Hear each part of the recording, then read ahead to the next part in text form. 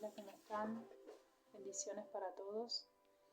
Bendiciones hermanos, espero se encuentren muy bien.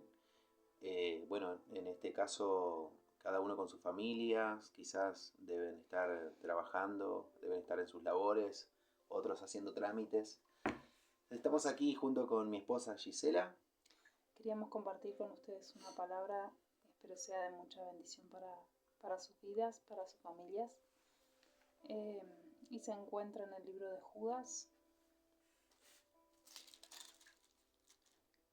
Judas, versículo 20. Amén. Recordemos que Judas tiene un solo capítulo, ¿no? Bueno, el versículo 20 que dice así. Pero vosotros, amados, edificándonos sobre vuestra santísima fe, orando en el Espíritu Santo, conservaos en el amor de Dios, esperando la misericordia de nuestro Señor Jesucristo para vida eterna. A algunos que dudan, convencedlos; a otros salvad arrebatándolos del fuego, y de otros tened misericordia con temor, aborreciendo aún la ropa contaminada por su carne. Tremenda palabra. Tremenda palabra. Dice, pero vosotros, o sea, pero ustedes, dice, amados, dice el apóstol que escribió esta carta, edificándoos sobre vuestra santísima fe, orando en el Espíritu Santo. Es decir que, Gise, corregime si estoy equivocado, hay diferentes tipos de oraciones entonces, porque Así es. según lo que yo veo acá, dice orando en el Espíritu Santo. Y ahí, orando en el Espíritu Santo, ya entramos en otro nivel de oración. No es la simple oración de te doy gracias, Padre, por este día, ¿no? No, es una oración correspondiente a la palabra. Cuando uno conoce la palabra, ora en el Espíritu, porque la misma palabra te lleva a orar en el Espíritu. Es necesario que nosotros practiquemos la lectura de la palabra, porque eso nos lleva a orar en el Espíritu. Así es. Y justamente me viene de recuerdo, ya que mencionás, lo que decís que es necesario que tengamos el hábito de leer la Escritura. Estamos en el mes de la Biblia. Hago un paréntesis con este tema, eh, ya que quizás algunos desconocen por qué estamos en el mes de la Biblia, por qué septiembre es el mes de la Biblia. Bueno, vamos a hacer una pequeña reseña histórica. En el año más o menos, según tengo entendido, en el año 1569 se traducía la Biblia, que estaba en latín hasta ese momento, al español, ¿sí? Lo tradujo un ex monje católico que se había convertido al Señor. Estamos hablando de Casiodoro de Reina, se llamaba. Él, recordemos que en esa época estaba muy latente la persecución, la famosa Inquisición, que quizás algunos conocemos a través de la historia. Los que no se sometían al papado en ese entonces eran perseguidos, eran masacrados. Y esta persona, con tanto temor a Dios primero y también escapándose de lugar en lugar, se pudo traducir la palabra al español y también se inventó la imprenta, ¿sí? Porque se hicieron en ese entonces, que eran muchísimas Biblias, y lo pudieron estrenar un 26 de septiembre. Es decir, que esta persona había traducido la Biblia y lo había publicado en ese entonces. Por eso por eso se dice que septiembre es el mes de la Biblia, porque justamente un 26 de septiembre del año 1569 se estrenaba la Biblia y le pusieron por nombre la Biblia del oso, ¿sí? Se decía así porque Primero porque no podría haberse llamado Biblia en ese entonces, porque si no era motivo de una persecución muy fuerte. Ya que había persecuciones, se sumaba más. Entonces tuvieron que de alguna manera codificarlo al nombre, colocándole la Biblia del oso. Y justamente en la portada había un oso comiendo miel. Y también, obviamente, que como estaba encerrado en un código, eh, se entendía que la palabra de Dios es como miel, deliciosa o dulce como la miel. Y después, pasando los años, en el 1602, otro ex monje católico llamado Cipriano de Valera hace una revisión de la Biblia del Oso, y en el cual trata de colocar palabras un poco más actualizadas en ese entonces. Entonces, haciendo la revisión, Cipriano de Valera se hace un nuevo tomo de la Biblia, que después se llamó la Biblia de Cántaro, ¿sí? Siguiendo con la codificación de los nombres. Por eso también nosotros tenemos la que usamos ahora, ¿no? La Biblia Reina Valera, ¿sí? Por Cipriano de Valera, ¿sí? De la revisión, y Casiodoro de Reina. Entonces, cerrando el paréntesis, ya que estamos en el mes de la Biblia, ¿por qué no hacerle honor también a la palabra? Y no solamente en el mes de septiembre, sino todos los meses. Es necesario que nosotros como creyentes sepamos las armas que tenemos, ¿sí? Y una de las armas poderosas es la palabra de Dios, es la escritura.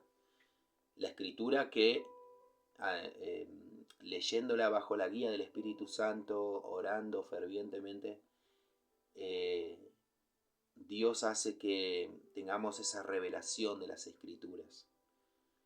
Por eso es necesario que con más ímpetu podamos no solamente leer la Escritura, sino tener una comprensión de lo que Dios está hablando. Dios está hablando a través de la Escritura. Dios nos puede hablar a través con una voz audible. También nos puede hablar a través de las personas, ¿sí? Sí. Pero Dios también habla a través de su palabra.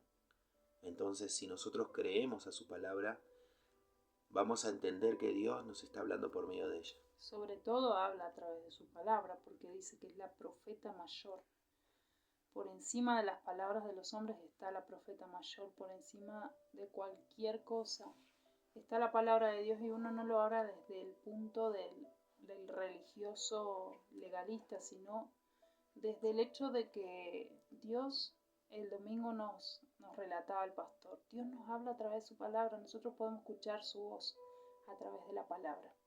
Entonces es necesario que pongamos en práctica hoy más que nunca, sabiendo los tiempos que vivimos, la palabra de Dios, de poder escuchar, de poder escudriñar, de poder estar con los oídos abiertos, con los ojos quitados el velo de nuestros ojos, porque la única que quita ese velo es la palabra, la única que nos da la verdad absoluta es la palabra de Dios. Esa es nuestra verdad absoluta, porque es la palabra de Dios, es su voz a través de palabras. Entonces, queríamos bendecirle con esta palabra, pero en el verso siguiente dice...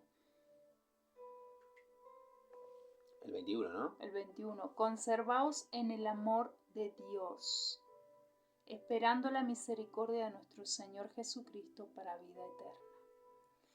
Y conservarse en amor es persistir en amor. Persiste en Dios, persiste porque dice Dios es amor. Persiste en el amor. Cuando uno persiste en Dios, todas las cosas se ordenan. Debemos persistir en medio de toda esta situación en la que vivimos, en medio de todo este sistema corrupto en el que vivimos en esta tierra, Nosotros no formamos parte de esta tierra porque nosotros tenemos un llamado del cielo, un llamado del Padre a permanecer en Él. Dice que debemos conservarnos en amor. Conservarnos en amor como a través de la palabra conocemos el amor. A través de la palabra experimentamos en nosotros el amor, porque la palabra nos lleva a practicar lo que es el verdadero amor. A través de Jesucristo nos enseña el sacrificio. A través de Jesucristo nos enseña que Él por amor se entregó a sí mismo para darnos a nosotros una vida eterna, para darnos a nosotros un destino y un propósito más grande del que nosotros podemos imaginar. Y creo yo que conservarnos en amor también es conservarnos no solamente en el Señor, sino también conservarnos con nuestros cónyuges, con nuestros hijos, con nuestros hermanos en la fe. Dice en una parte de la palabra que le hará volver el corazón de los padres a los hijos y de los hijos a los padres. Y esto es verdaderamente el mensaje. Vuelve el corazón al verdadero amor. Y necesitamos volver a ese amor. En una de las cartas a una de las iglesias el Señor le decía: tengo algo en contra de ti porque has dejado tu primer amor. Vuelve a ese primer amor.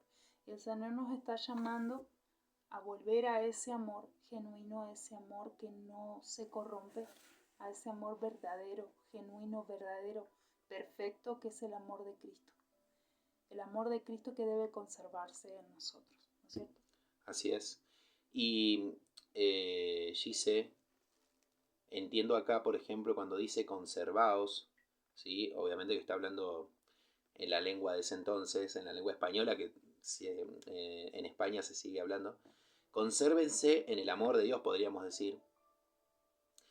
Y es no solamente es una sugerencia, sino también que nos está aconsejando.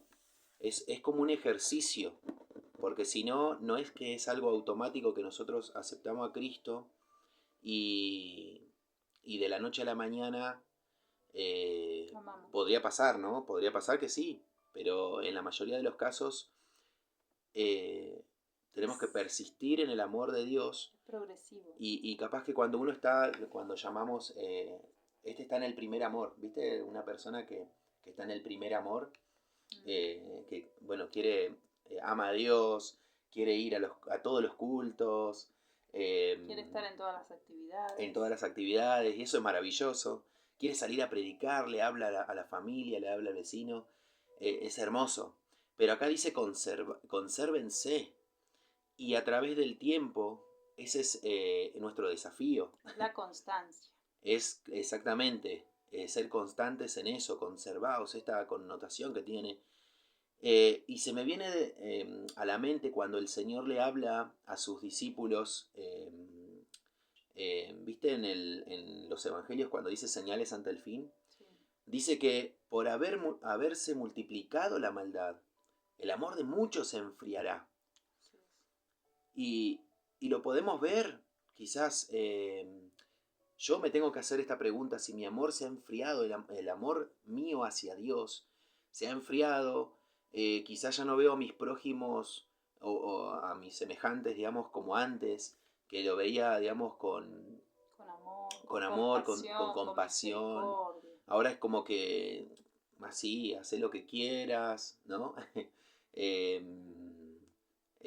Bueno, la famosa frase que dicen muchos: si te querés matar, matate.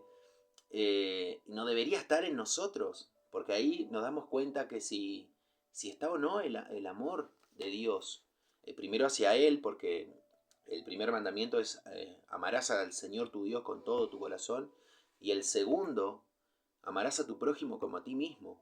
Y todos esos dos mandamientos dependen toda la palabra de Dios. Pero tenemos que hacernos esta pregunta: si nosotros realmente primero amamos a Dios y segundo amamos a nuestro prójimo como a nosotros mismos. Así es. O nos falta. Y esto no depende de la antigüedad que uno tenga como creyente ni demás. Entonces, ahí dice